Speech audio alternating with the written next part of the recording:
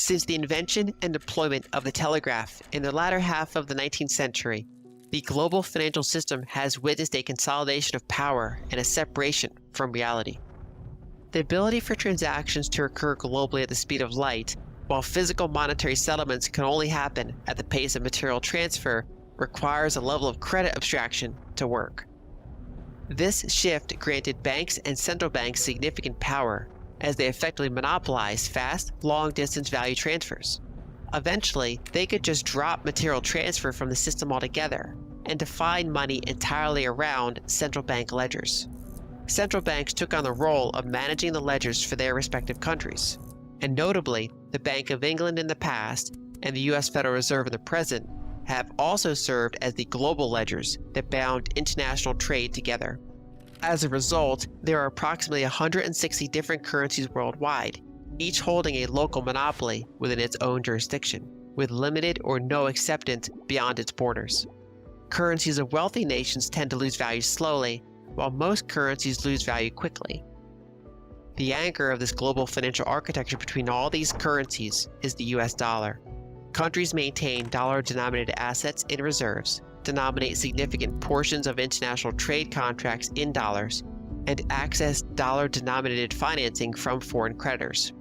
This greatly benefits the United States geopolitically, even though it doesn't necessarily benefit all Americans.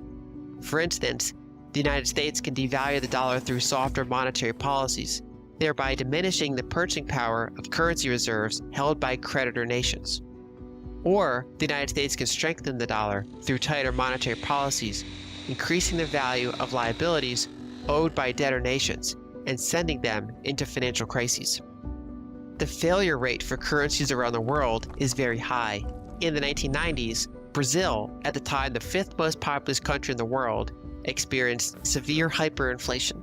Since the 1980s or later, hyperinflation has impacted other nations such as Argentina, Yugoslavia, Zimbabwe, Venezuela, Poland, Kazakhstan, Peru, Bulgaria, Ukraine, Lebanon, and several others.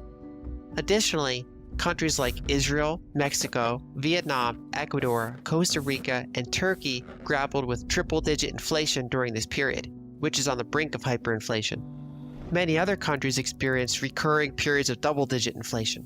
Nigeria, with a population of over 200 million people, has witnessed an annualized price inflation rate of 13% over the past decade. Turkey and Argentina, both esteemed members of the G20 nations with a combined population exceeding 130 million people, have struggled with runaway inflation for years. In 2016, Egypt, home to over 100 million people, drastically devalued its currency by half relative to the dollar, and repeated this devaluation again in 2022. Both actions taken at the bidding of the International Monetary Fund. When such devaluations occur, not only do people see their savings lose value, but their ongoing wages denominated in local currency units also suffer. Over the past 50 years, very few developing countries have attained developed status. The absence of currency stability forces them to rely on external currency financing, which ironically contributes significantly to their currency instability, creating a destructive and nearly inescapable cycle. Even in wealthy countries, money often doesn't make sense. From 2016 to 2021, Europe and Japan grappled with negative yielding bonds valued at over 18 trillion. Instead of earning interest for lending to governments and major corporations, individuals had to pay for this privilege. This upheaval in the financial system inverted incentives, and a global inflation surge in the ensuing years greatly eroded the purchasing power for those bondholders.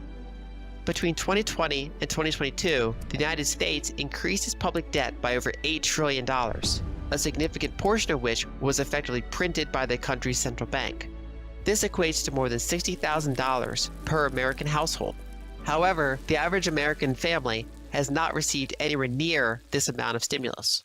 With more than 160 currency jurisdictions worldwide, these governments, including the United States, possess substantial authority to erode the value of people's savings and wages, often channeling this value opaquely to various parties situated closer to the source of money creation.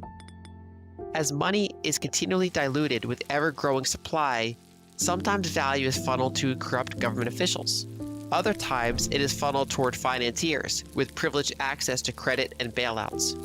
The details vary by country, and although there is plenty of blame to go around, the important point is that the incentives themselves are corrupt. The heart of the problem does not lie with specific individuals taking advantage of the system, or even those maintaining the system. The problem is that the system itself is simply broken and outdated.